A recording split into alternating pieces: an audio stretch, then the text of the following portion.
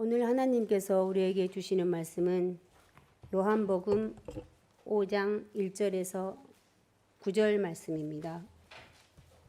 제가 봉독해 드리겠습니다. 그 뒤에 유대 사람의 명절이 되어서 예수께서 예루살렘으로 올라가셨다. 예루살렘에 있는 양의 문 곁에 히브리어 말로 베드자다라는 못이 있는데 거기에는 주랑이 5 있었다. 이 주랑 안에는 많은 환자들, 곧 눈먼 사람들과 다리 저는 사람들과 중풍 환자들이 누워 있었다. 그들은 물이 움직이기를 기다리고 있었다. 주님의 천사가 때때로 못에 내려와 물을 휘저어 놓는데 물이 움직인 뒤에 맨 먼저 들어가는 사람은 무슨 병에 걸렸든지 나았기 때문이다. 거기에는 38해가 된 병자 한 사람이 있었다. 예수께서 누워있는 그 사람을 보시고 또 이미 오랜 세월을 그렇게 보낸 것을 아시고는 물으셨다. 낫고 싶으냐? 그 병자가 대답하였다. 주님, 물이 움직일 때에 나를 들어서 못에다가 넣어주는 사람이 없습니다. 내가 가는 동안에 남들이 나보다 먼저 못에 들어갑니다. 예수께서 그에게 말씀하셨다. 일어나서 내 자리를 걷어가지고 걸어가거라.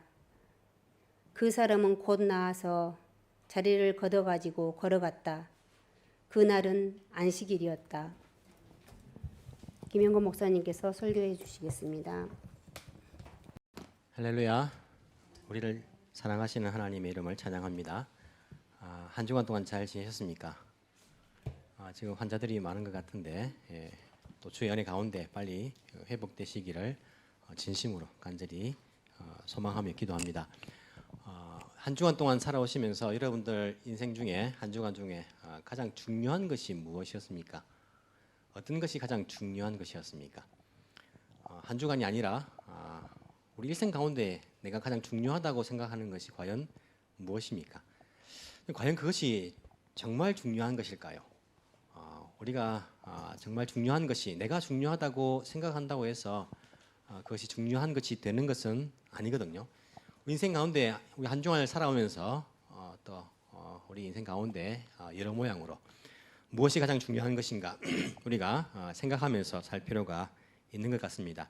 오늘 말씀 가운데에 우리 인생 가운데 무엇이 중요한지를 깨달을 수 있는 그런 시간이 되기를 간절히 소망합니다. 우리 예수님의 공생의 시간순으로 보고 있는데 우리 첫 번째 유월절은 봤습니다. 그죠? 예수님의 공생의 가운데 우리가 총 4번의 유월절이 있었다라고 생각하는데 첫 번째는 이제 성전을 청결하게 하신 사건이고 마지막 4번째 유월절은 십자가에서 돌아가신 그 사건이고 그 사이에 이제 두 번의 유월절이 있는 거죠. 자, 오늘 본문에 보시면요. 시간적으로 그 뒤에 유대 사람의 명절이 되었다라고 되어 있죠. 예수님께서 예루살렘으로 올라가셨다. 명절이 되어서 예루살렘으로 올라가는 그 명절은요. 3가지 명절이 있죠. 3가지가 있는 첫 번째 유월절이 있고 그리고 77절, 맥추절, 오순절 뭐 같은 말이죠. 그 명절이 있고 세 번째는 초막절 이렇게 명절이 3가지가 있습니다. 3가지가 있는데 오늘 5장에 보시면요. 유월절이라고 되어 있지는 않습니다. 명절이라 되어 있죠. 예수님께서 예루살렘 올라가셨으니까 이 3개 중에 한 개일 것입니다. 학자들은 대부분 다 유월절이라 생각합니다. 두 번째 유월절이다라고 이렇게 생각을 하는데 또 혹가다가 이게 유월절이라 명명되어 있지 않기 때문에 초막절이나 77절이나 맥주절이나 뭐 이런 것으로 생각하는 학자들도 있습니다.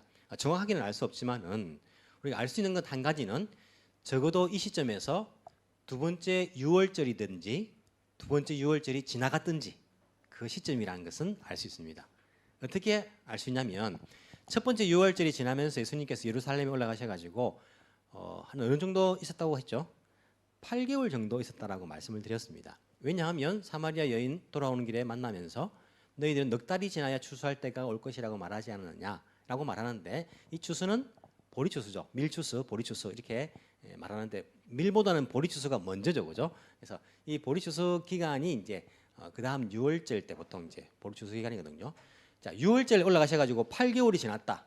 그러면 이미 77절, 77, 49, 49일 이후에 뭐 오순절 이렇게 말하는데 명절이니까 49일도 지났고, 그리고 초막절은 이제 6개월 뒤에 이제 오니까 6월절 뒤에 초막절도 지나가 버렸습니다. 그리고는 갈릴리로 올라가신 거예요. 다시 내려오신 거지 않습니까? 명절이 되어서. 그러니까 적어도 두 번째 6월절이든지 아니면 두 번째 6월절이 지난 다른 명절이든지라는 것을 우리가 알 수 있습니다. 예수님께서 공생의 가운데에 두 번째 6월절 그 시점이구나. 그 6월절이 지난 시점이겠구나라고 우리가 시간적인 감각을 가지고 생각할 수 있습니다. 갈릴리 가셔가지고 사역하시고 다시 명절이 되어서 예루살렘으로 무대가 옮겨집니다.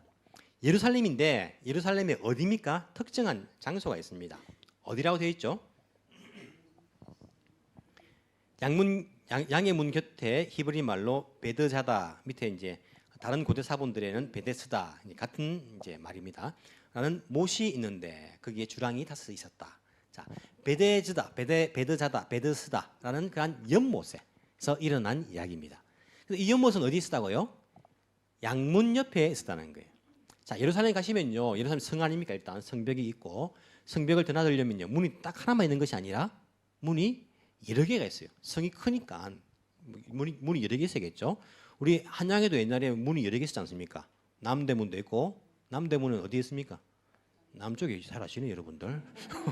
동대문도 있고, 동대문은 동쪽이겠죠. 서대문도 있고, 문들이 북대문도 있습니까? 근데 문들이 많이 이제 있어야지 출입을 할 수 있고, 문 앞에만 딱 지키고 있으면 누가 출입을 하는지 알 수 있잖아요. 예루살렘도 옛 도시 올드시티에 가면 그대로 이제 문들이 있습니다.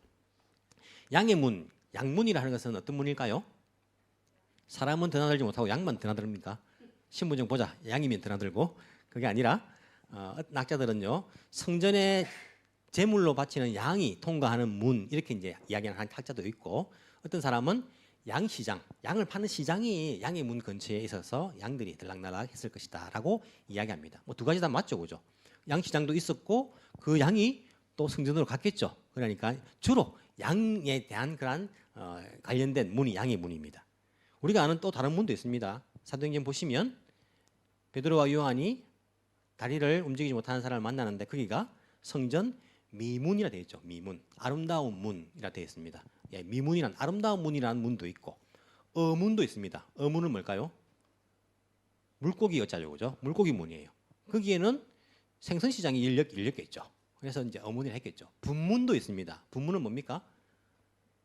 분문은 오물이죠, 오물. 쓰레기나 오물은 그 문을 통해서 이제 주로 저기 이제 나가서 버리는 곳이 있겠죠. 쓰레기를 버리는 곳이. 그래서 여러 가지 문들이 있었는데 오늘 등장하는 문은 양문 곁에 있는 베데스다 연못입니다. 성경에 보시면요, 실로암이라는 연못도 나오죠. 실로암 연못과 베데스다 연못을 우리 또 이제 기회가 있어가지고 예전에 방문을 했습니다. 실로암은요 정말 작은 못이에요. 못이라 말하기도 좀 그래요. 깊이도 없어요. 그냥 뭐 발목 정도, 조금 장단지 정도 올려나, 조그맣고 크기도요. 그냥 보면 이 앞에 보면 다 보입니다. 이 정도 돼요. 이 정도 하면 너무 대충입니까? 하여튼 이 정도 되면 보면 그냥 조그만해요. 실로암은요. 근데 베데스다 연못은요 큽니다. 실로암은 아직도 물이 있습니다. 연못입니다. 못인데, 연못은 아니죠. 못인데 베데스다는 지금 물이 없습니다. 물이 없고 거기는 크기가 뭐 가로 한 90m, 100m, 세로 40m, 50m 정도 된다고 해요. 가봤는데 지금 물이 없고 그냥 흔적만 남아 있습니다. 깊이도 위에서 보면 굉장히 깊이가 있어요. 굉장히 큰 연못입니다. 양문 곁을 지나서 예루살렘 성 안에 들어가면 이 베데스다는 연못이 큰 게 있어요. 큰 게 성 안에 있어요. 주랑이 5개 있죠. 주랑이 뭐냐면 어려운 말이다, 그죠? 그냥 한국말로 말하면 뭡니까? 뭐 팔각정입니까? 뭐 그런 거 쉴 수 있는 장소죠. 그 장소가 5군데가 있는 거예요. 양 끝에 4군데가 있고 중간에 한 개 딱 해가지고 5군데 쉴 수 있는 곳이 거기에 있습니다. 지금도 이런 방문해 보시면요, 거기에 그 흔적을 볼 수 있습니다. 굉장히 깊고 넓고 그런 것들을 볼 수 있을 것입니다. 거기에서 있었던 이야기가 오늘 이야기입니다. 예루살렘 무대에 특히 양문 곁에 있는 베데스다 연못. 이 주랑 안에는 이 이제 뭐 팔각정입니까? 뭐 칠각, 육각정이 몰라도 이 주랑 안에는 많은 환자들이 있어요. 거기는 환자들 맛집입니까? 환자들 유명한 집입니까? 환자들로 가득 차 있습니다. 어떤 환자가 많냐면 눈먼 사람들, 다리 저는 사람들, 중풍병 환자들이 거기에 누워 있었습니다.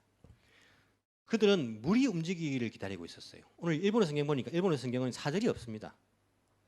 왜냐하면 사절이 밑에 보시면요, 어떤 사본에는 이 괄호 내 구절이 없다는 거죠. 사본이 보면 이 사절이 있는 사본이 있고 없는 사본이 있어요.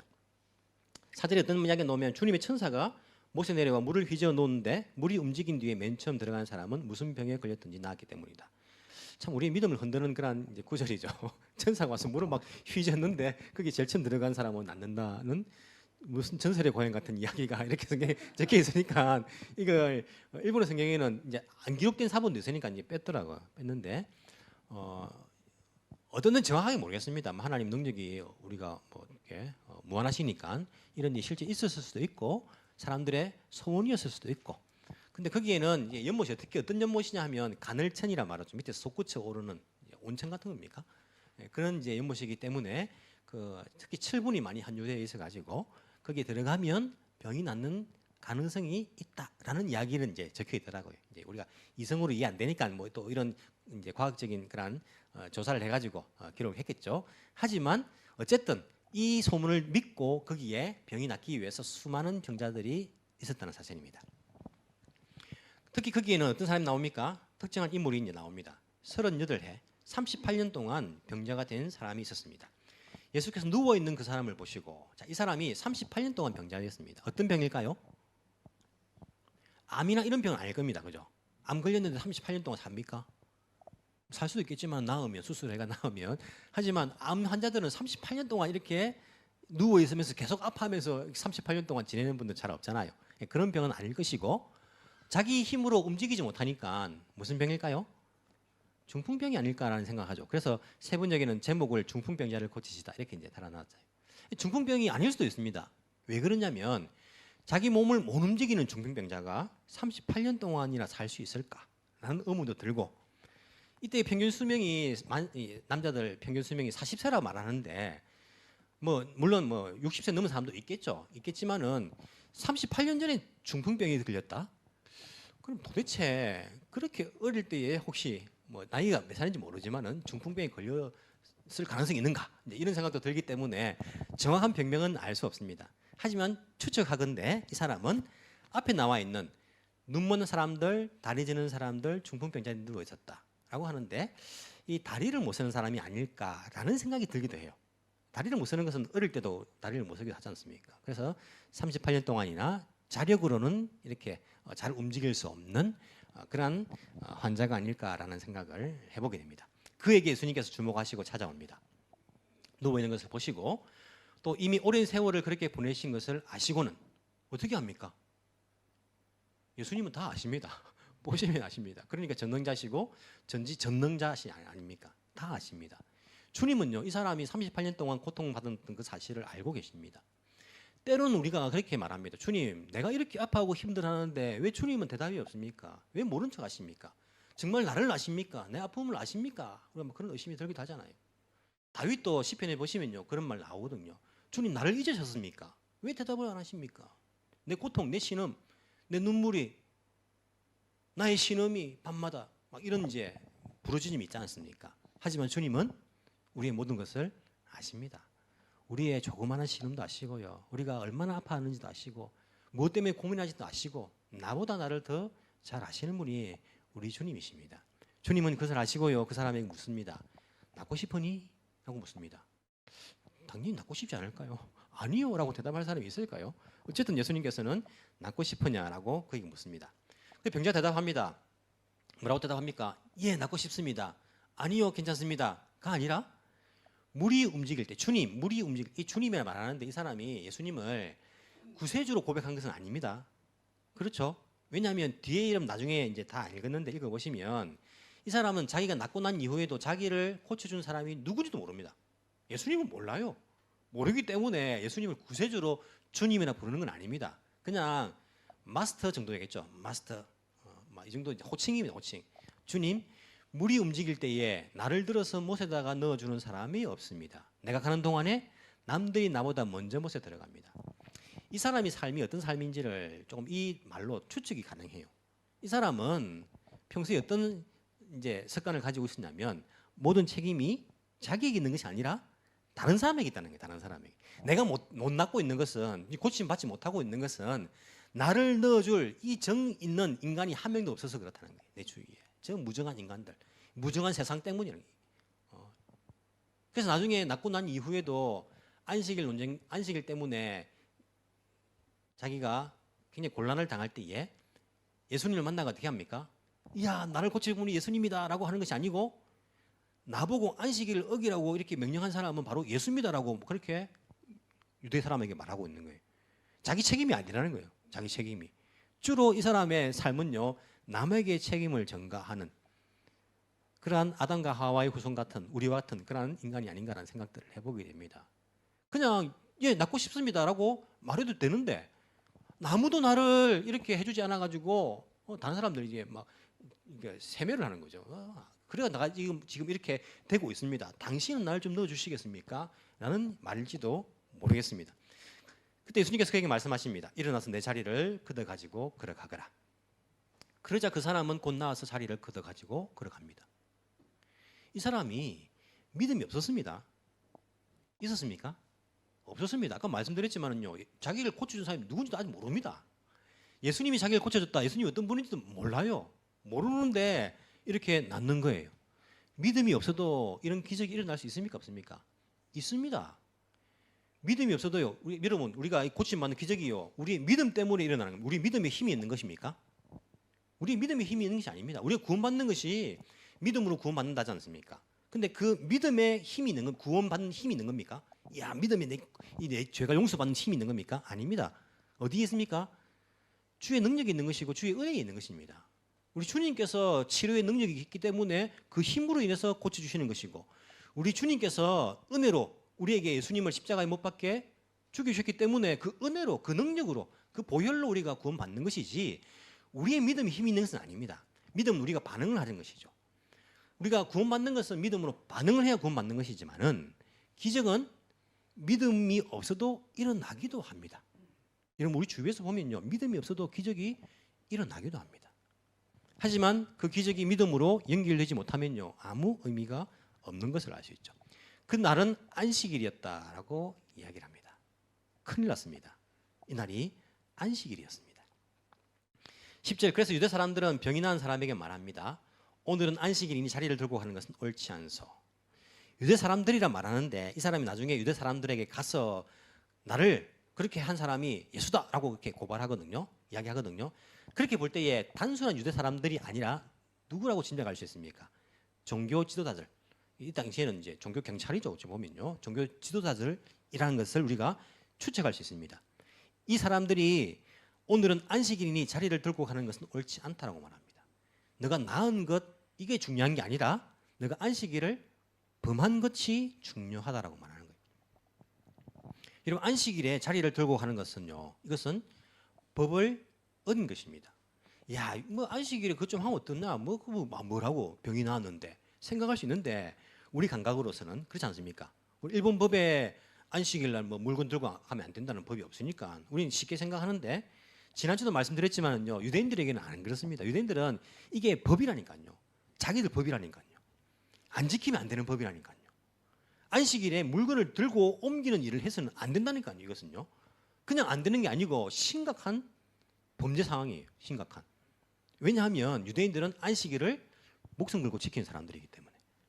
특히 안식일 법은요, 어디 나옵니까? 십계명이 십계명이에요. 그럼 십계명이 아무나 들어갑니까? 정말 중요한 10가지 계명이 들어가는 거 아닙니까? 십계명에 들어가는데 그 자리도요, 네 번째 계명. 첫 번째 계명부터 네 번째 계명은 특히 하나님에 대한 계명한 법 아닙니까? 중요한 법 중에 또 아주 중요한 법인 거예요. 여러분, 십계명 보면요, 사형에 해당하는 죄가 어디까지입니까?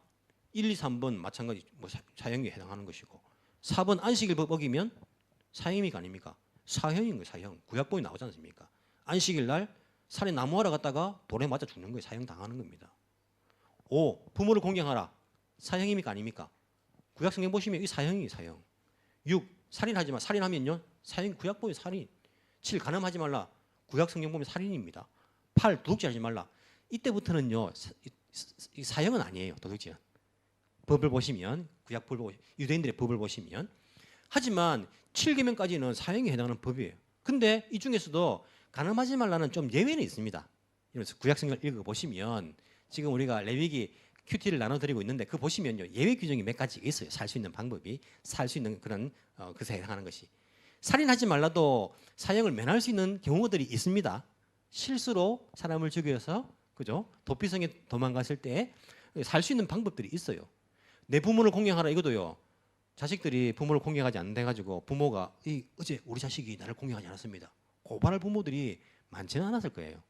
그러니까 뭐 그렇게 어긴내 가지고 다 죽지는 않았을 겁니다. 하지만 1번부터 4번까지는요 예외가 없습니다. 예외가 없어요. 그냥 다 사형이 얼마나 중요한 법입니까? 유대인들에게는요 이 안식일 법은요 정말 중요한 법이에요. 그런데 이 안식일 날 이 사람이 물건을 들고 이게 자기 뭐 그거라도 들 것이라도 자리를 들고 옮기는 거예요. 걸어가는 겁니다. 그냥 걸어가는 건 괜찮아요. 그냥 걸어가는 물론 몇 킬로 이상 이제 걸으면 안 되죠. 아주 먼 길을 걸으면 여행이 되니까 그것도 일하는 거니까 안 되지만은 그냥 단순히 걸어가는 것은 괜찮잖아요. 근데 자리를 들고 옮겼다는데 문제가 있는 것입니다. 이것은 심각한 범죄 행위입니다. 그렇기 때문에 이 사람은요 이제 병에서 나왔는데 굉장히 곤란한 이제 그 상황을 접하게 된 거죠. 그러자 이 사람은 어떻게 합니까? 11절 나를 낫게 해주신 분이 나더러 이렇게 해라고 말했다 시켰다 이렇게. 여러분 같으면 어떻게 말하겠습니까? 우리 38년 동안 그냥 자리에 누워 있었습니다. 아무 의미 없는 삶이었어요. 근데 그것을 자기가 이름도 알지 못하는 그 분이 와가지고 자기를 고쳐준 거예요. 자기는 사실 38년 동안 누워 있으면요 별별 생각 다 했을 거 아닙니까? 내 인생 무슨 의미가 있나? 우리가 뭐 직장 생활을 하거나 아니면 뭐 일상생활을 해도 똑같은 생활이 반복 10년, 20년 되면요 그런 의미 들거든요. 내가 지금 뭘 하고 있지? 내가 의미 있는 삶을 살고 있는 건가? 이런 생각이 드는데 이 사람은 오죽하겠습니까? 38년 동안 아무것도 안 하고 그냥 자리에 누워가지고 뭐 구걸 정도밖에 더 했겠습니까? 그러다가 고침 받았는데 저 같으면 목숨 걸고 아니 안식일 날 안식일은 안식해라는 거 아니냐? 안식을 누리는데 내가 나와가지고 이게 뭐가 잘못된 것이냐? 저 같으면요 그렇게 반항이라도 해보겠어요. 그냥 나를 고쳐준 분이 그렇게 나에게 시켜서 저 사람 책임입니다라고 말하지 않을 것 같은데 이 사람은요 그렇게 이야기하고 있는 것들을 볼 수 있죠. 몸은 나았지만은 사실은 이 사람의 영혼은 고쳐지지 않았던 것을 우리가 추측해 볼 수 있습니다. 그러자 유다 사람들이 묻습니다. 그 사람이 누구냐? 근데 이 사람은요 그 사람이 누군지를 알지 못하는 거예요. 왜냐하면 사람들이 많았고 예수님이 그냥 사라졌기 때문에. 그런데 14절에 보니까 다시 예수님을 만납니다. 어디에서? 성전에서. 그때 예수님께서 말씀하십니다. 내가 잘 나왔는데 다시는 죄를 지지 말아라. 그래서 더 나쁜 일이 생기지 않도록 하여라. 모든 병이 죄 때문에 생긴 것은 아니지만은 뭐 죄 때문에 병이 생길 수도 있다. 이런 것을 우리가 알 수 있고 또 이 사람이 죄 때문에 병이 생겼다라고 반드시 그렇게 말을 할 수는 없지만은 어쨌든 주님께서는 병보다는 너가 죄 짓지 않는 것이 훨씬 중요하다라고 말씀하신 것을 알 수 있죠. 자, 이 사람은 드디어 누군지 알았습니다. 자기를 고쳐준 사람이. 그러면 감사합니다. 주님을 따르겠습니다. 평생 모시겠습니다. 나의 행님으로 모시겠습니다. 내 목숨 걸고 따르겠습니다. 이렇게 하든지 아니면 다른 사람에게 이분이야말로 우리를 고쳐주는 분이다. 너희들 이분에게 가라. 이렇게 뭐 전도를 하든지 하겠는데 이 사람은 어떻게 합니까? 자기를 낫게 해준 분이 예수라고 유대 사람들에게 앞에 나온 그 사람들에게 가서 말하는 거예요. 내가 아니다. 내 그 법을 어긴 것이 내가 아니라 예수라는 사람이 나에게 그 법을 어기도록 시켰다라고 이야기하고 있는 겁니다. 이 사람은. 그러자 16절 예수께서 안식일에 그러한 일을 하신다고 해서 그를 박해하였다. 예수님을 핍박하기 시작합니다. 안 그래도 예수님을 조사하고 다니는데 과연 어떤 사람인가 메시아인가 아니면 뭐 어떤 사람인가 조사하고 다니는데 안식일 법을 어긴 거예요. 안식일 법을. 그러면 메시아이면 안식일 법을 어길 수가 있겠습니까? 없겠습니까? 없지요. 메시아인데 어떻게 안식일 법을 어깁니까? 유대인 생각 상식으로서는. 한국 사람인데 한국의 아주 중요한 군 정보를 북한에다가 팔아먹었다. 그러면 그 사람이 한국을 위한 사람입니까? 애국자가 될 수 있습니까? 리더가 될 수 있습니까? 아니죠. 우리 상식으로는 될 수 없는 것이죠. 그런데 어찌 보면 유대인들에게는 그 정도에 해당하는 불법일 수도 있어요. 안식일을 지키지 않았다는 것이 어떻게 안식일을 지키지 않고 메시아를 알 수 있는가? 안식일을 안 지키면 사형인데 죽어야 되는데 라고 생각하면서 예수님을 이제는 박해하기 시작합니다. 박해하였다. 그래서 예수님께서는 그들에게 말씀하십니다. 내 아버지께서 이제까지 일하시고 계시니 나도 일한다. 이 말 때문에 유대 사람들은 예수님 이제 죽이려고 하게 됩니다. 참 예수님도 대단하시죠, 그죠? 알고 이렇게 말씀하시는 거예요. 알고 이 말하면 더 이 사람들이 난리에 부릴 걸 알고도 이렇게 말씀하시는 이유가 뭡니까? 알려야 됩니다. 그 사실을 예수님이 누구신가를 알려야 되는 거예요. 너희들이 생각하는 단순한 그런 선지자가 아니라는 것들을 그들에게 알려야 되는 거예요. 그렇게 말하니까 이 사람들은 예수님을 이제는 죽이려고 하였다라고 이야기를 하고 있습니다. 여기 나온 유대 사람들은요, 자기들이 중요하다고 생각하는 것은 무엇입니까? 율법입니다. 바리새인 율법학자들 중요하다고 생각하는 것은 율법을 지키는 거예요. 율법을 지키는 것. 무엇보다 이게 중요하지. 원칙은 원칙인데 원칙을 지키지 않고 어떻게 말이 안 되지. 어떻게 메시아가 될 수 있느냐. 이게 중요하다라고 생각을 하는 것입니다. 율법을. 하지만 자기가 중요하다라고 생각한다 해서 그것이 중요한 것이 되는 것이 아닙니다. 여기 나오는 38년 된 병자, 이 사람은 무엇을 중요시하고 있습니까? 자기의 안위, 자기의 안전, 그것을 중요하다고 생각하고 있어요. 그래가지고 자기를 낫게 해준 사람도 고발하잖아요. 그냥.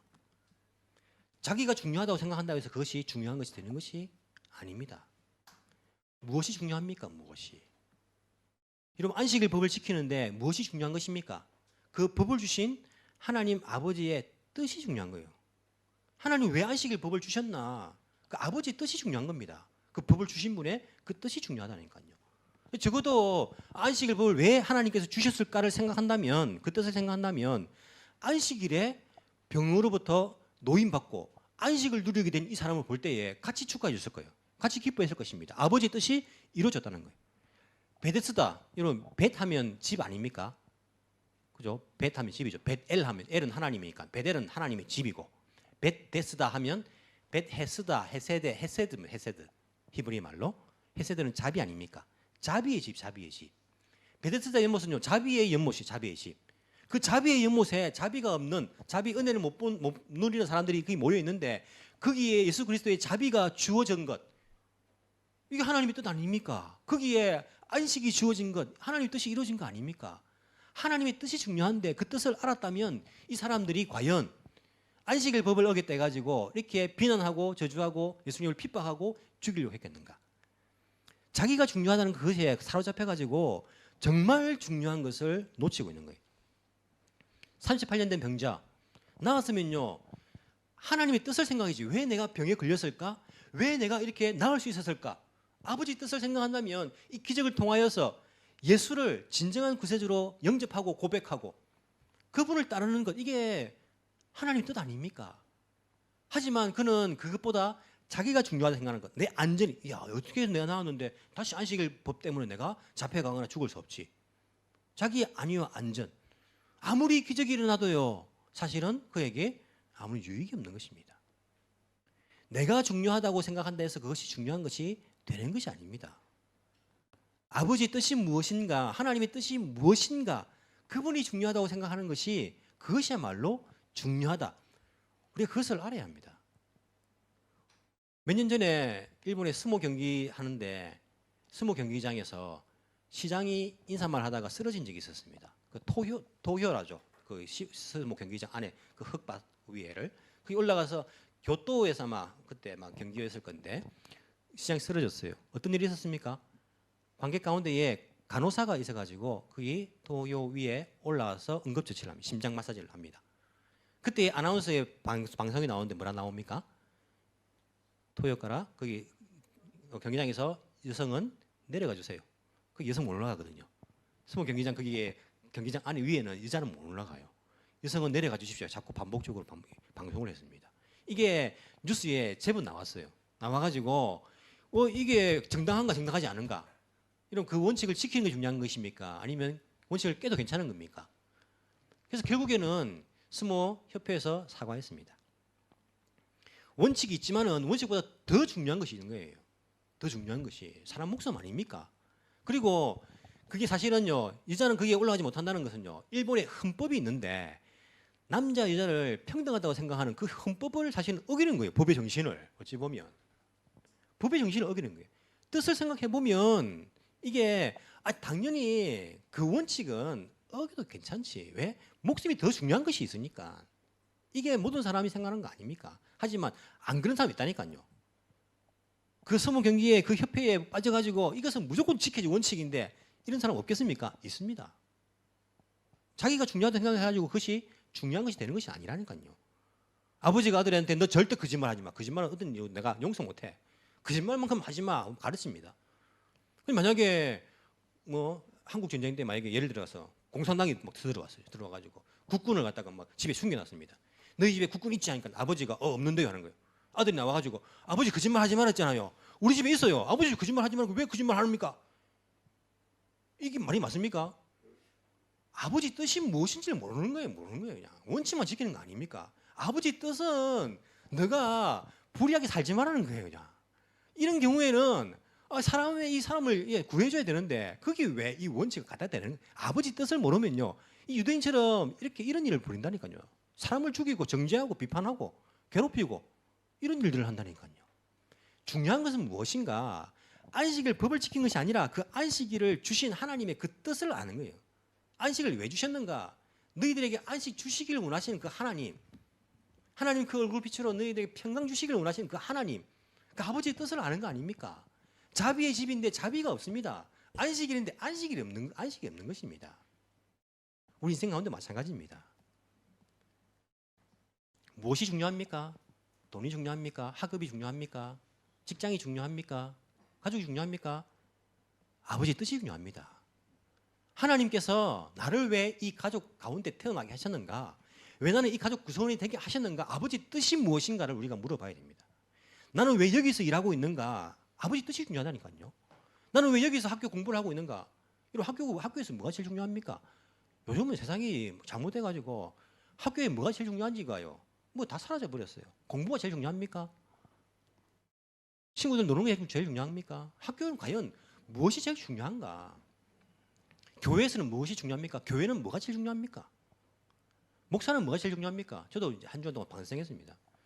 공사가 중요한 게 아니라 목사는 말씀 전하는 것이 최우선인데 하나님 말씀을 연구하고 기도하고 이게 중요하지. 저도 회개했습니다. 반성했습니다. 제일 중요한 것이 무엇인가? 하나님은 왜 나를 여기에서 목회하게 하셨는가? 하나님은 왜 나를 일본 땅에서 에덴교회 다니게 하셨는가? 왜 이 목장으로 모였는가? 우리 목장이 제일 중요한 것이 무엇인가? 물고 뜯고 싸우는 것인가? 내가 잘난 것인가? 무엇이 중요한 것인가? 우리가 아버지의 뜻을 물어보는 것입니다. 안 그러면요, 우리 인생은요, 아무런 의미가 없습니다. 우리 인생 내가 그렇게 열심히 살았다 그것만으로서는요, 아무런 의미가 없습니다. 하나님의 뜻과 맞지 않는 우리 인생은 무슨 의미가 있습니까? 38년 동안 병자로 있다가 나았지만은 기적이 일어났지만은요, 하나님의 뜻을 알지 못하는, 깨닫지 못하는 그 사람이 무슨 의미가 있습니까? 한평생 율법을 지키기 위해서 목숨 걸고 싸웠던 그 바리새인들, 그 원리주의자들 무슨 의미가 있습니까? 아버지 뜻과는 반대로 가고 있는데, 반대로. 하나님 아버지의 그 뜻을 구하는 것, 그 뜻을. 난 하나님 뜻을 무엇인지 모르겠습니다. 이런 사람 많아요. 왜 모르는지 아십니까? 구하지 않으니까 모르는 거예요. 구하지 않으니까. 한 번 이 뜻이 무엇입니까? 구하는 거 아니라 날마다 일상생활 속에서 나 오늘 하나님의 뜻이 무엇일까? 오늘을 살게 하신, 아침에 눈을 뜨게 하신 하나님의 뜻이 무엇일까? 왜 나를 이 자리에 있게 하셨을까? 왜 이 사람을 만나게 하셨을까? 왜 나를 이곳에 있게 하셨을까? 그 뜻을 묻는 것, 그 하나님의 뜻이 중요한 거 아니겠습니까? 하나님께서는 우리가 안식을 누리길 원하시고 그리스도 예수 안에서 이 교회 안에서 하나님의 자비를 맛보기를 원하신 거 아니겠습니까? 자비의 집인데 베데스다인데 자비가 없는 집처럼 자비가 없는 교회, 안식이 없는 교회가 얼마나 많습니까? 안식일을 지키지만은 자비를 외치지만은요, 안식이 없고 자비가 없는 교회들이 얼마나 많습니까? 분란이 일어나고 서로 잘났다 하고 교만하고 거기에 상처가 일어나고 아픔이 있고 서로 찢어지고, 어찌 보면요 2000년 전에 이 베데스다 연못가에서 일어나는 일들 그대로 지금 오늘날 재현되고 있는 것은 아닌가. 우리가 하나님 아버지 뜻을 묻지 않으면요 똑같은 잘못을 하고 있는 이 바리새인처럼, 이 38년 된 병자처럼요 똑같은 잘못을 우리가 하고 있는지도 모릅니다. 아버지의 뜻을 묻는 것, 하나님의 뜻을 묻는 것. 하나님, 내 인생 가운데에 주님의 뜻이 무엇입니까? 주님, 내가 오늘을 어떻게 살기를 원하십니까? 내가 왜 공부하고 있습니까? 내가 왜 일하고 있습니까? 내가 왜 일본 땅에 지금 살고 있습니까? 내가 왜 에덴 교회를 다니고 있습니까? 왜 이 목장에 내가 소속되어 있습니까? 왜 내가 이 사람을 오늘 만나게 되어 있습니까? 주님의 뜻을 가르쳐 주십시오. 주님의 뜻이 이루어지길 원합니다. 하늘에서와 같이 이 땅에서도 내 삶 속에서도 아버지의 뜻이 이루어지길 원합니다. 우리가 간절하게 구한다면 어떻게 그 뜻을 모를 수가 있겠습니까? 날마다 우리 삶 속에서 하나님의 뜻, 그 뜻이 무엇인지를 묻는 정말 중요한 것, 그 중요한 것을요, 나의 중요한 것으로 여기면서 살아갈 수 있는 그런 사람들이 된다면 우리를 통하여서 하나님의 뜻이 이 땅 가운데 이루어지리라고 확신합니다. 그 주의 뜻이 오늘도 우리 가운데 이루어지기를 간절히 소망합니다. 기도드리겠습니다.